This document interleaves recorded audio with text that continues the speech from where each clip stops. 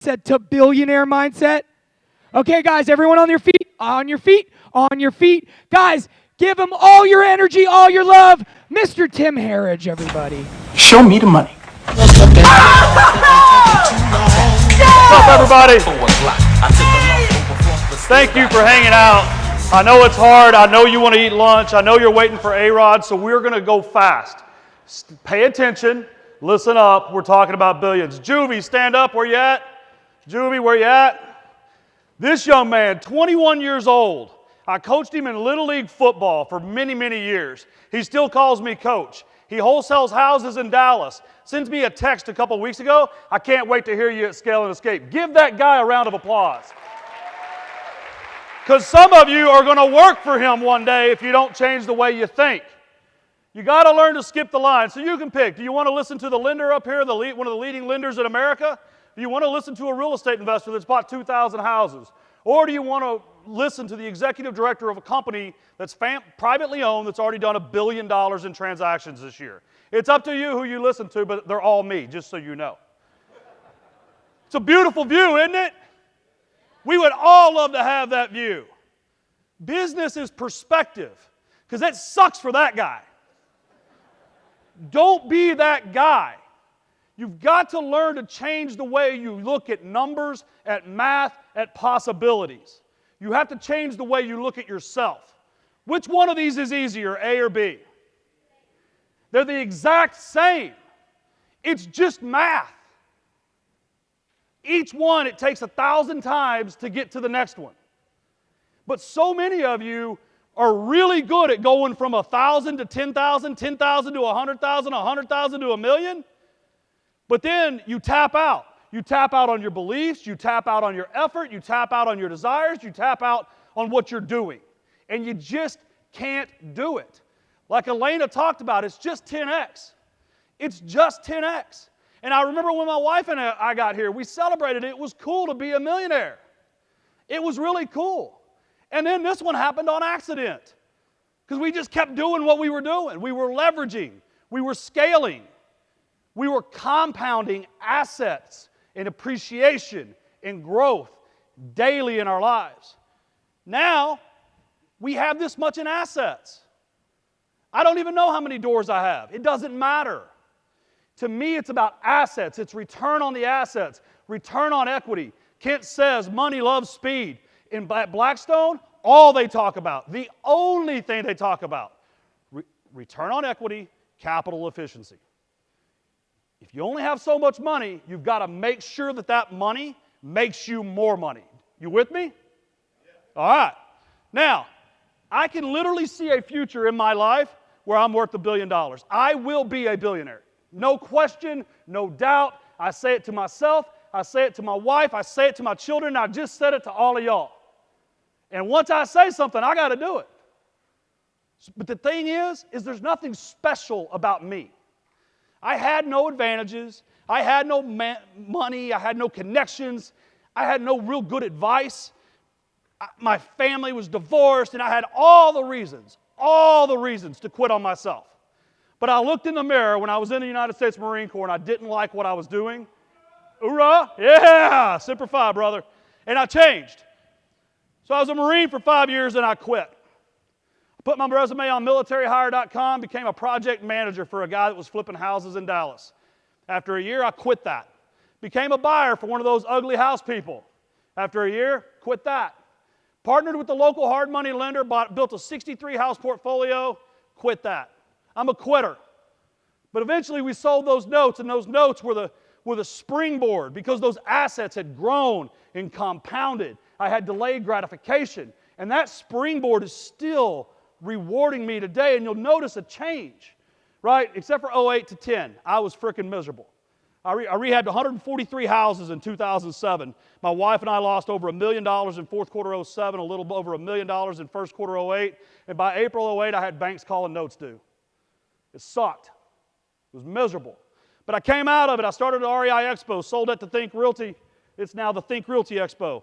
I became the largest development agent for home investors in the nation, sold that business. Then I started a lending company, sold that business. Then Blackstone met me after I talked on a stage just like this at a speech I almost didn't go to. Because it felt like it was beyond me, right? Like, I don't belong there. Those people are better than me. It's a bunch of Fannie Mae and Freddie Mac executives. I'm just an idiot from East Texas. They don't want to hear what I have to say. After that speech, a billionaire walks up to me. His name is Nick. He's from London. I have to do it this way. He goes, so, we're working on a project and we need your help. And he's a little guy. I'm like, who are you? And he's like CEO of Invitation Homes. Y'all ever heard of them? Yeah, they own 88,000 houses. Well, this guy he started the company that owns the most houses and apartments in the UK. He started and owns the company that owns the most houses in America, and he was the second largest apartment owner in America, and I met him on accident. But it wasn't accident. I put myself out there. I was willing to give value with not knowing what I would get in return. And that's going to be a theme we touch on in a minute, because that's what the boardroom's all about, and I'm a big believer in what Kent's doing. So I took that public last year. You can clap for me. And the CEO of RCN Capital called me and said, hey, man, let's do it again. And I said no. But I said no because I'd become lazy. My thinking had become sloppy. I was spending too much time hanging out at barbecue joints and drinking beer with my contractors. I was rich. I wasn't thinking big. I said no. He called me again. He said, I was serious, man. And I said, maybe. And he called me again. He goes, no, let's do this. Let's blow it up. And I said, all right, hell yeah. So here we are. What do I do now? I buy houses still in Dallas. My wife and I do some Airbnbs, long-term rentals, that kind of stuff, little wholesale operation. But by the time you come hear me at the next Scale and Escape, that wholesale operation is going to be gone. Because I was sitting in the boardroom in June listening to Terrence, the Menace talk. Where you at, Terrence? Oh, he owes me. All right. He said, I can't keep flipping houses. I'm making millions a year, but I just raised a bunch of money for a big development and made $2 million in a week. And he wasn't talking to me. He was talking to someone else. But it hit me in the back of the head like a ton of bricks.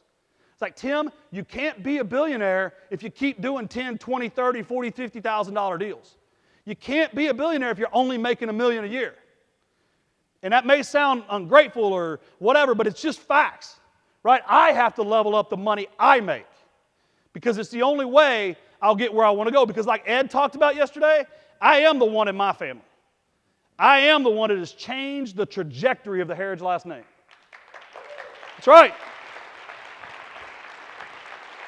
And that billionaire came back into my life recently, and now I'm helping him grow Pathway Homes as a consultant. That's a name you're going to know. All right, so I've got a couple podcasts. The Uncontested Investing Show comes out weekly on Tuesdays, and then I do a daily thing where I answer people's questions. If you have questions, just, take a screenshot or something. We got to keep moving. RCN Capital, we are a direct, nationwide private lender. What that means is don't ask me your rate unless you're ready to show me your bank account and your credit score. We're different. Our rates on long-term rentals are 6 to 8. Our rates on fix and flip are 8 to 12. Our points are 0 to 4. You get to pick, and we get to pick based off your experience. Find credit.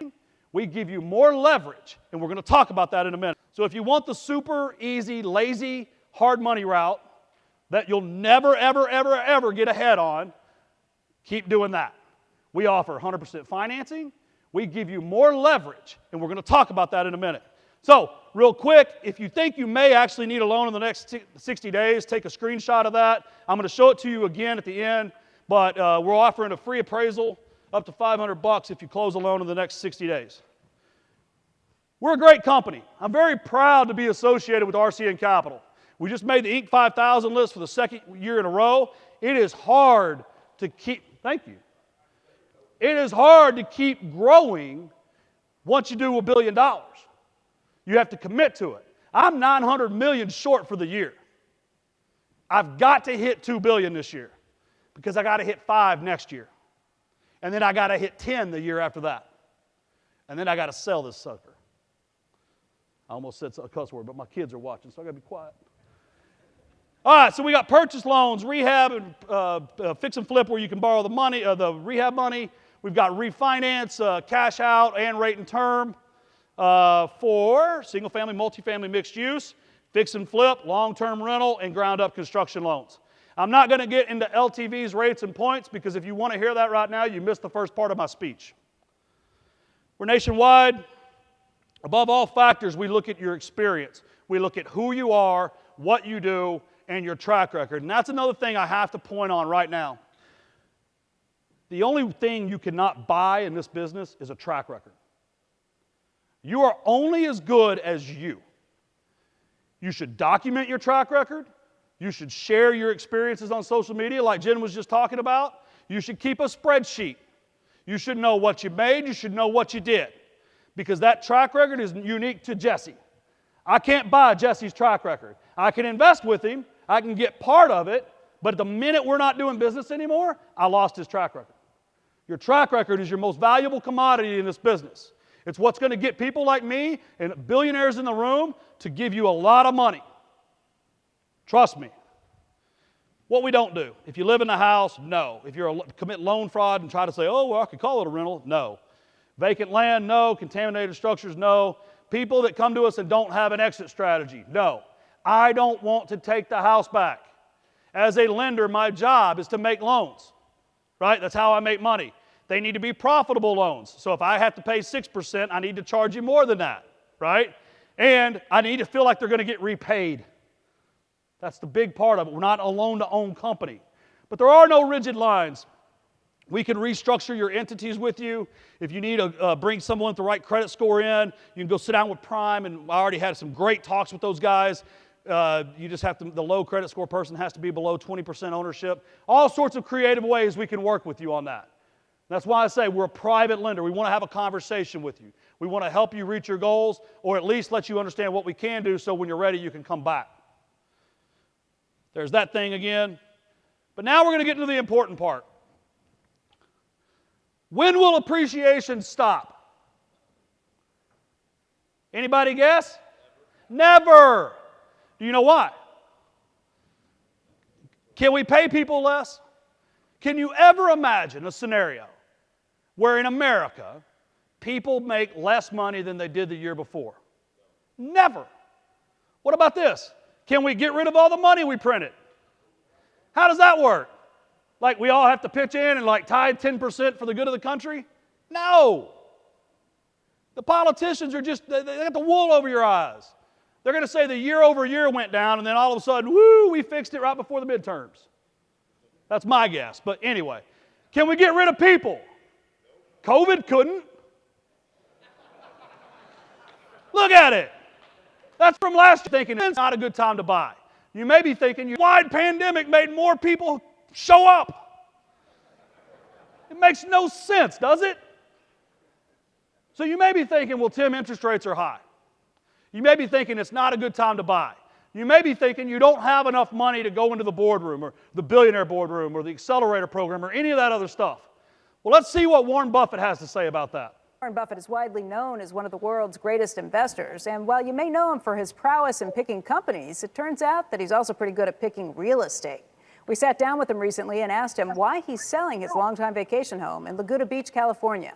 We went there for summers for many years, and then it became much more going there at Christmas for maybe 3 weeks or so, and the kids would gather, but they couldn't gather for the whole summer as they got to be adults. So it had all these great times there. I mean, we always had people there. But when my first wife died in 2004, at that point I lost interest in the house, and my kids continued to use it to some degree subsequently.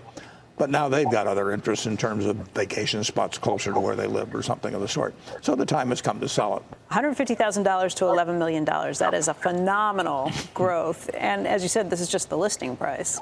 And when I bought it for $150,000, I borrowed some money from Great Western Savings and Loan, so I probably only had $30,000 of equity in it or something like that. It's the only mortgage I've had for 50 years or something of the sort. But I guess I thought interest rates were attractive then or something.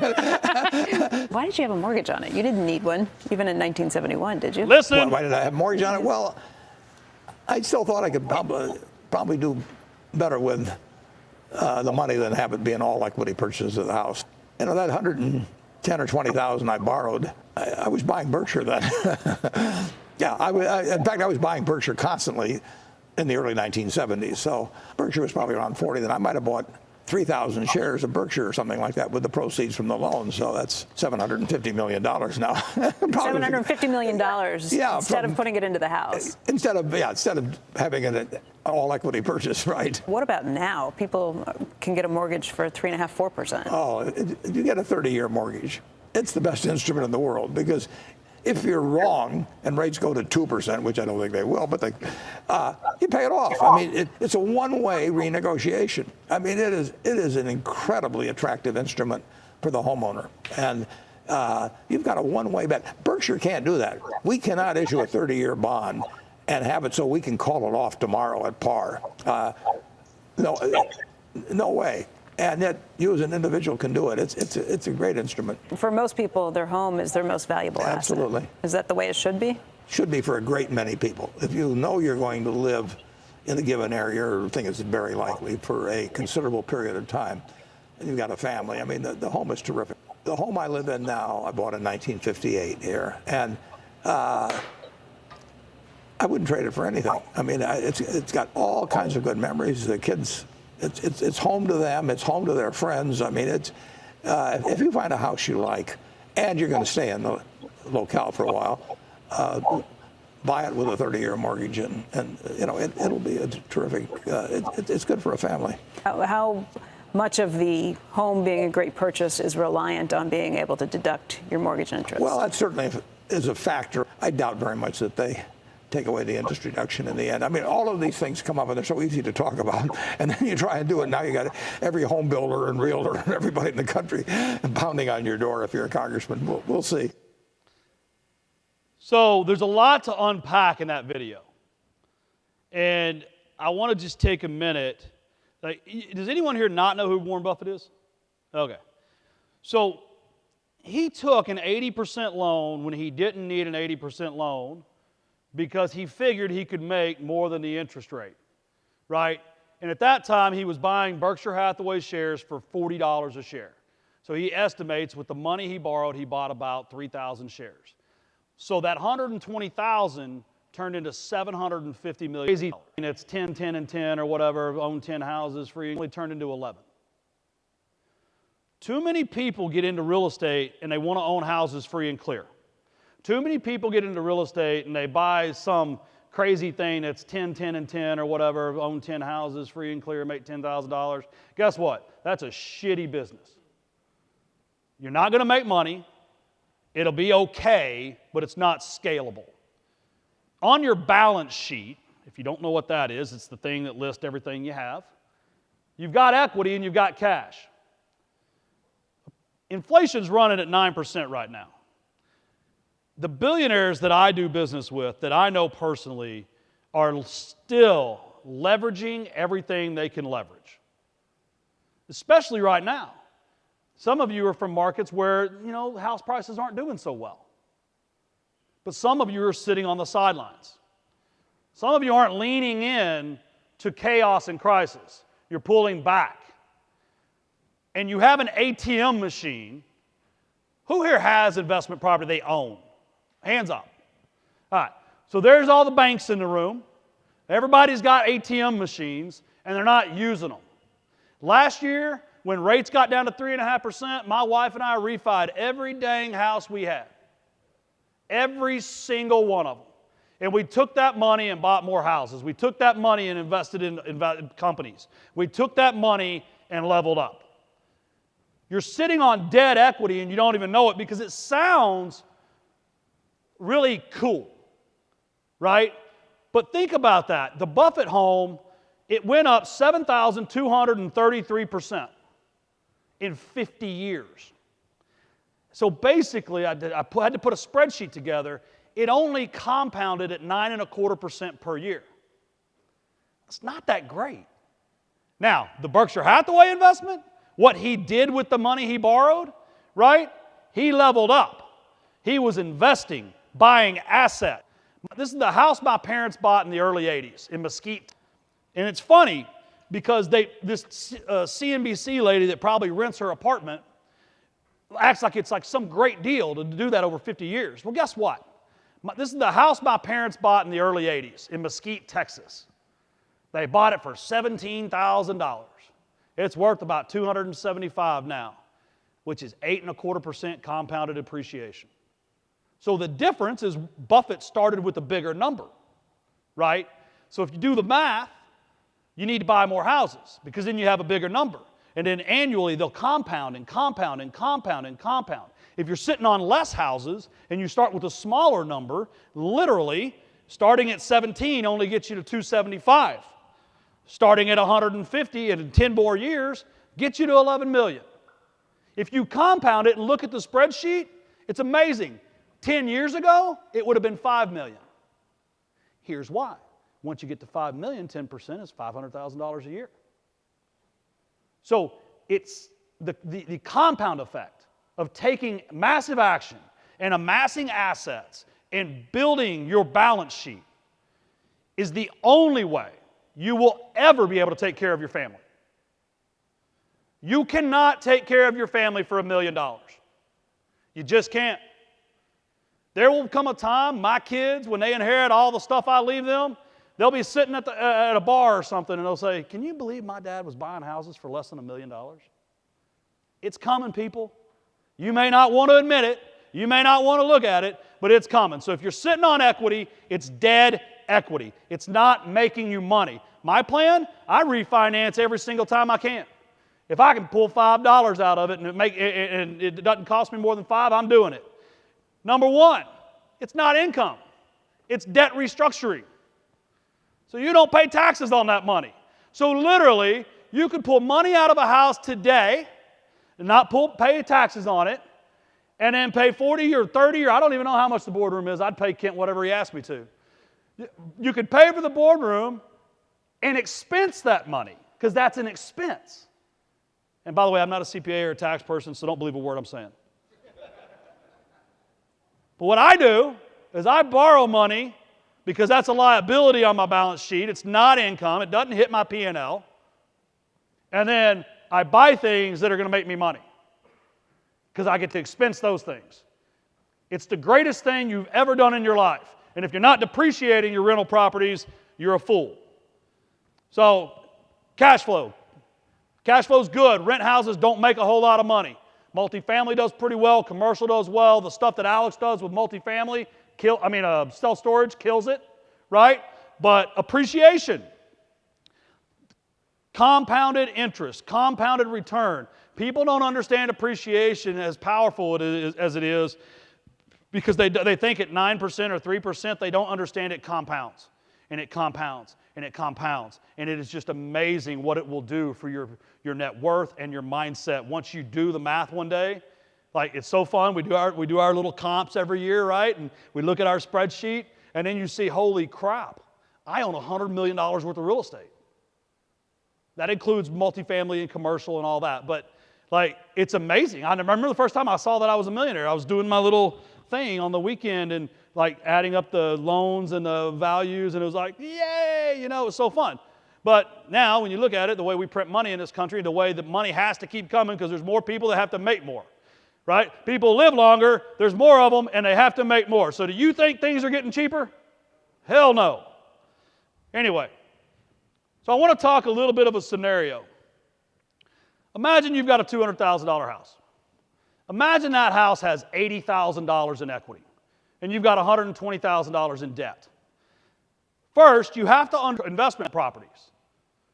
So, what is that equity? You can't spend equity. You can't go to the grocery store and buy groceries with equity. There's not a lot of options for lines of credit against equity anymore, specifically for investment properties. So, what is that equity making you, right? It's an item on your balance sheet. That $80,000, say you're still getting 9% appreciation, that $80,000 is making you 22.5% because the 9% is on top of the $200,000. It's not on top of the 80 equity. Everybody with me or no? I didn't know if I lost everyone on that one. So it's making you about 22.5%. Here's the problem. We get back to normal. See, the last couple years in real estate, raise your hand if you've only been in the real estate business for 3 years or less. Yeah, so y'all have experienced what we call free crack. and now they're just charging for cocaine. Like, it's not that different, okay? What a lot of y'all are panicking, and like I had to talk, I was like, I lowered the price in 3 days. I was like, why?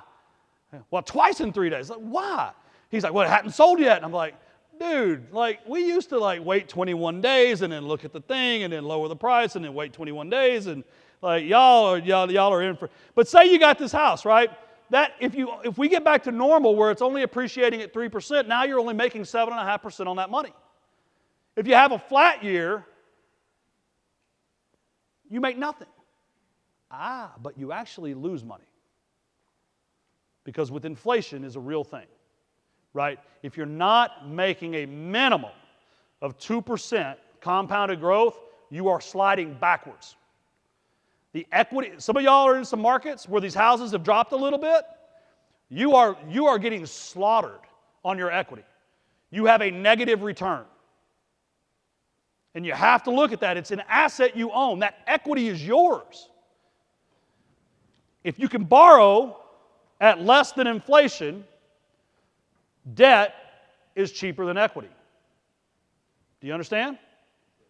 So you've got to leverage your real estate. The most successful people in the world in real estate leverage, leverage, leverage. The only piece of property I think you should have low debt on is your homestead.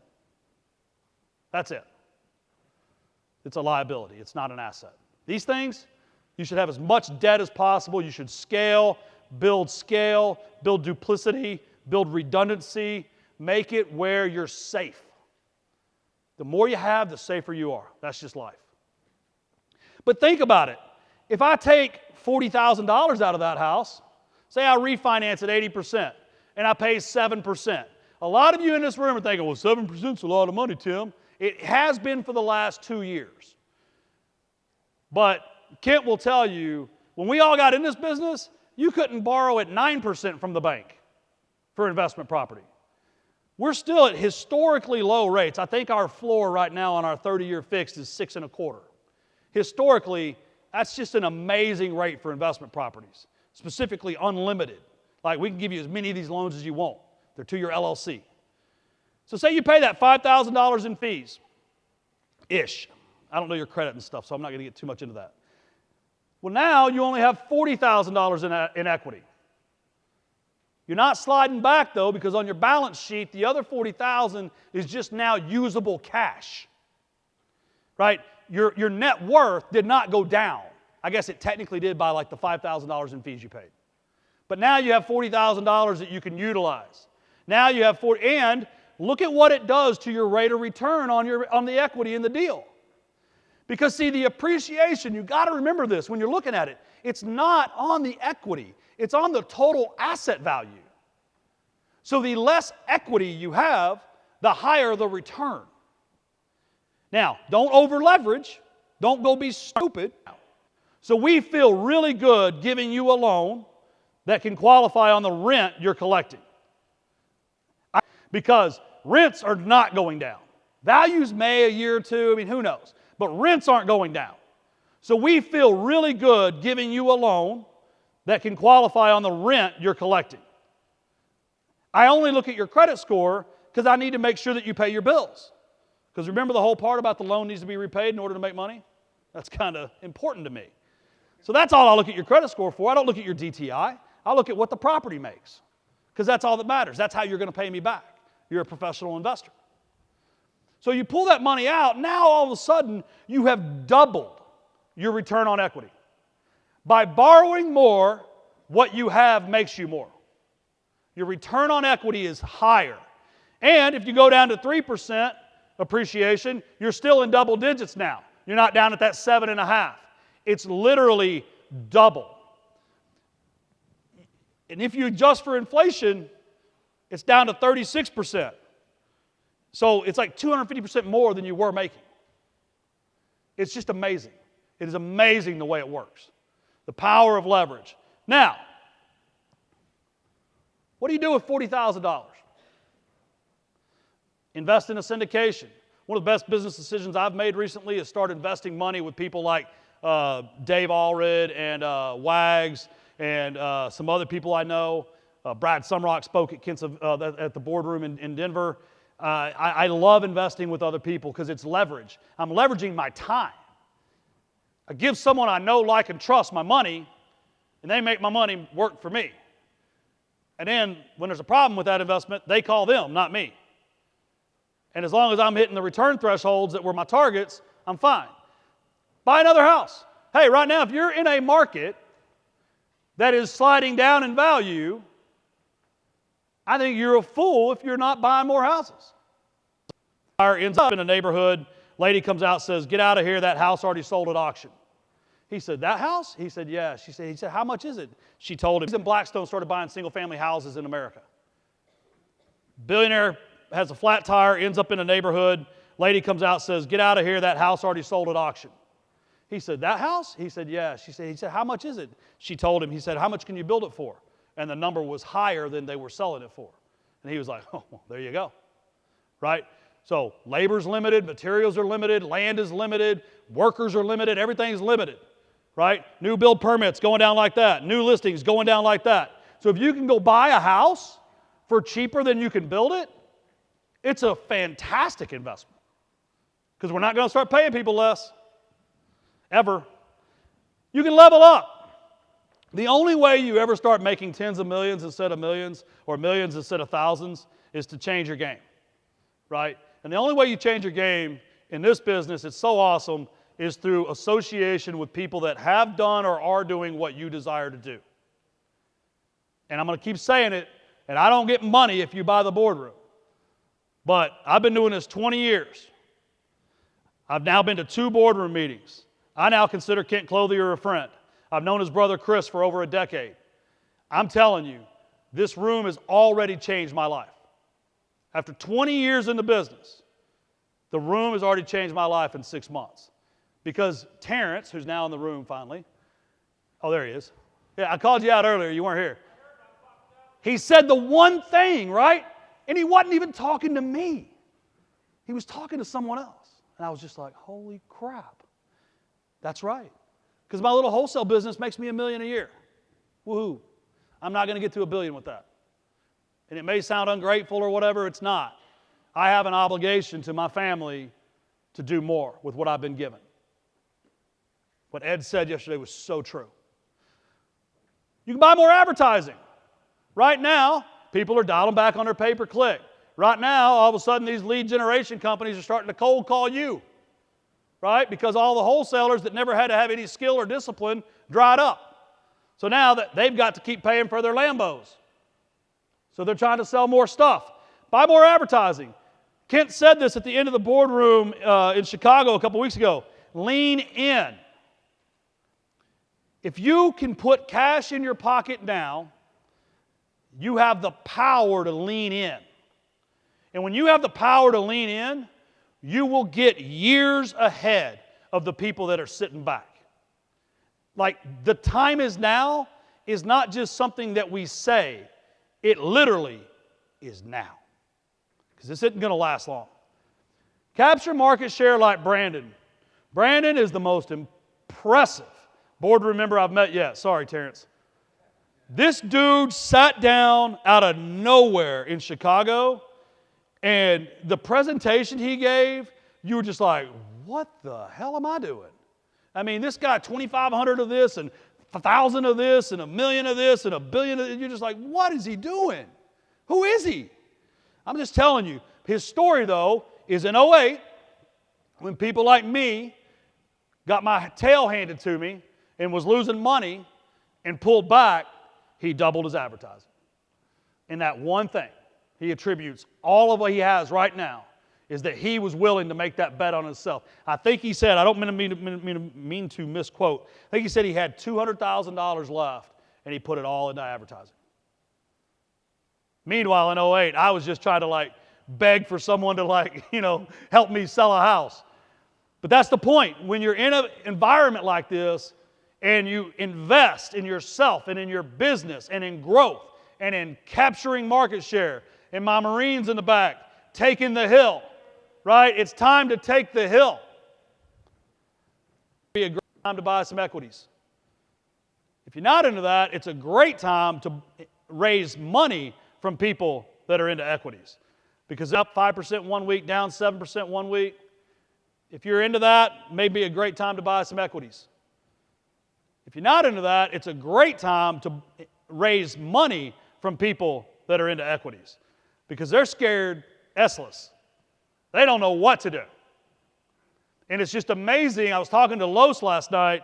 It's amazing how many people in the boardroom are raising capital. Like everybody, like we all got a fund and we're raising capital for this and this, and it's just fun to share the tips and tricks. But you got to think, can you make more than 7% if you have $40,000?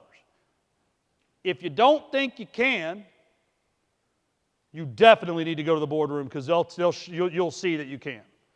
If you think you can, you need to get the cash in your pocket and you need to evaluate all of your opportunities and you need to take massive action now.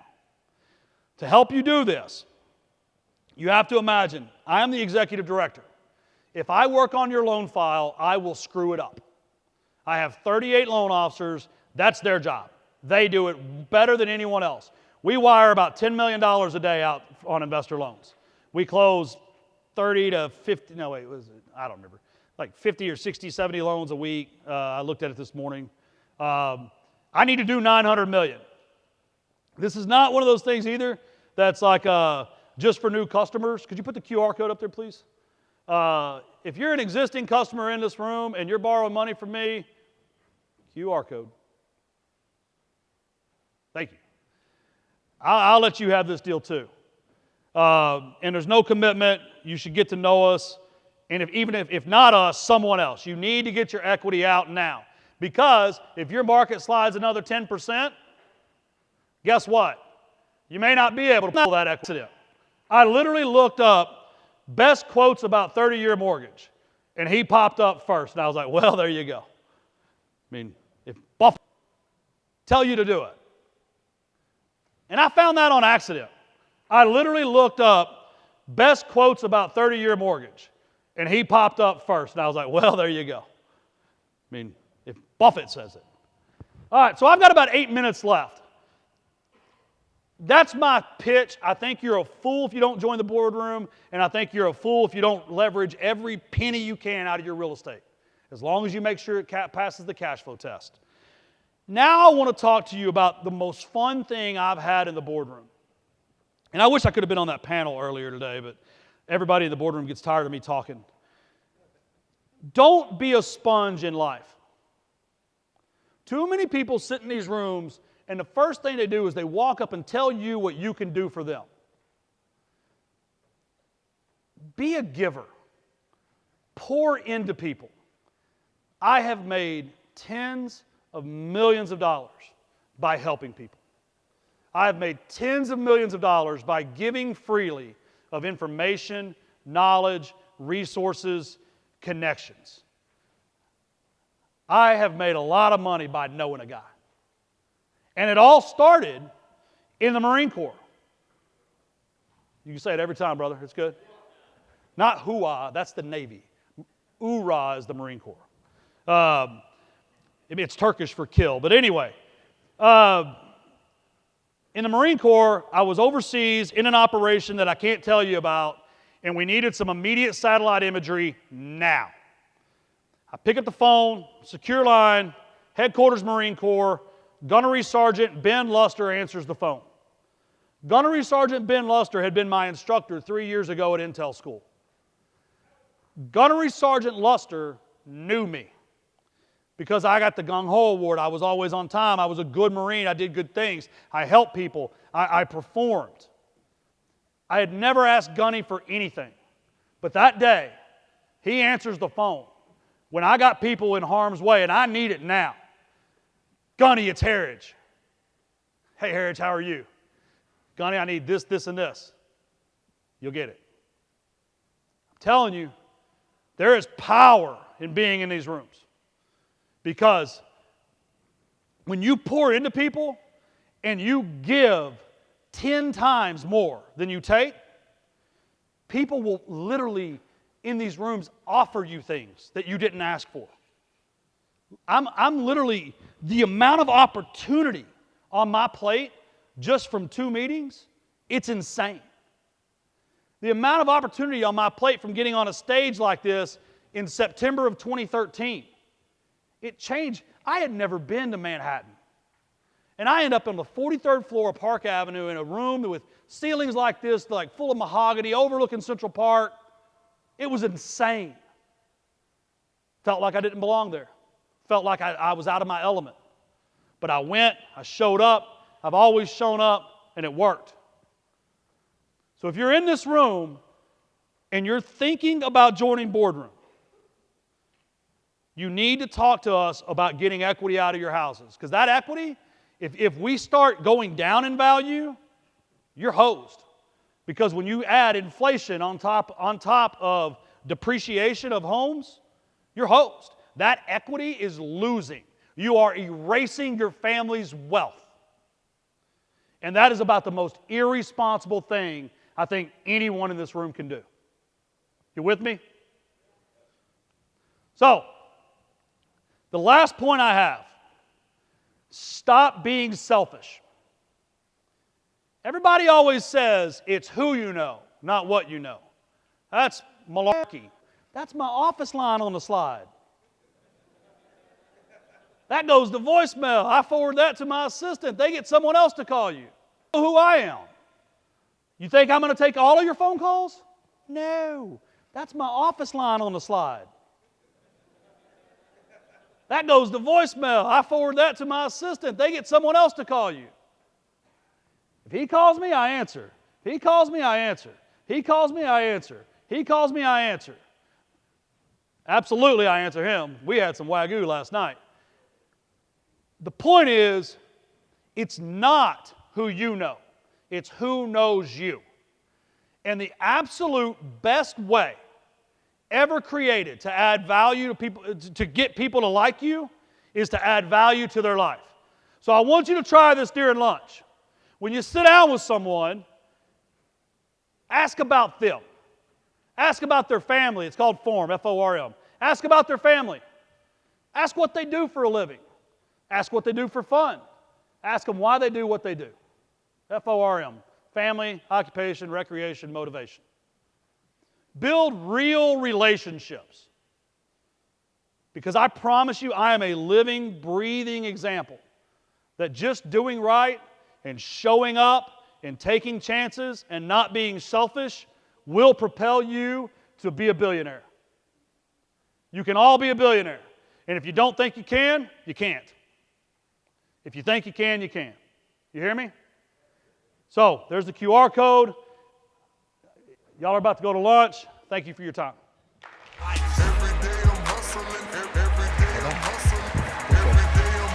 Let him hear you. All right, so the big thing I want you to take away, real quick. We spent the last 3 days together. We went through purpose, prospects, processes, profits,